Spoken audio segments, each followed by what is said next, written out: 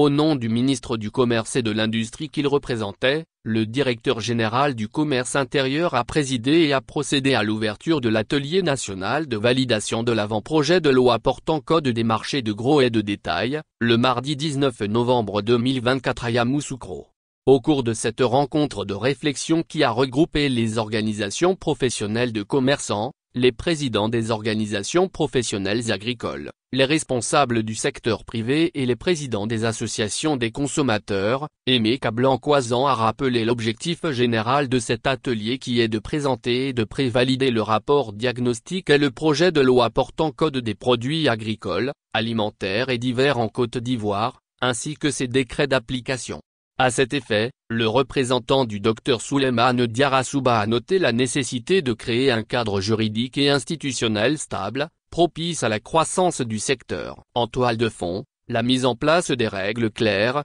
équitables et transparentes qui permettent de protéger les producteurs et d'assurer une concurrence saine et loyale entre tous les acteurs du commerce. Selon lui, en effet, ce code vise à offrir des garanties à tous les acteurs du secteur et à renforcer la confiance, un élément clé pour un marché efficace et performant. En renforçant le cadre législatif et en soutenant les investissements dans le secteur agricole, nous ouvrons la voie à un véritable développement de l'économie rurale. Cela contribuera à accroître la part du commerce dans le PIB ivoirien et à renforcer la place de la Côte d'Ivoire en tant que leader régional et sous-régional dans le secteur agroalimentaire, a estimé le directeur général du commerce intérieur, qui s'est convaincu de ce que la détermination collective et l'implication de tous les acteurs concernés contribueront à faire du secteur des marchés agricoles un modèle de réussite, source de prospérité pour tous. Nous avons la capacité de répondre aux attentes de notre population, de promouvoir l'intégration régionale et de jouer un rôle clé dans la sécurité alimentaire de notre continent, a-t-il indiqué.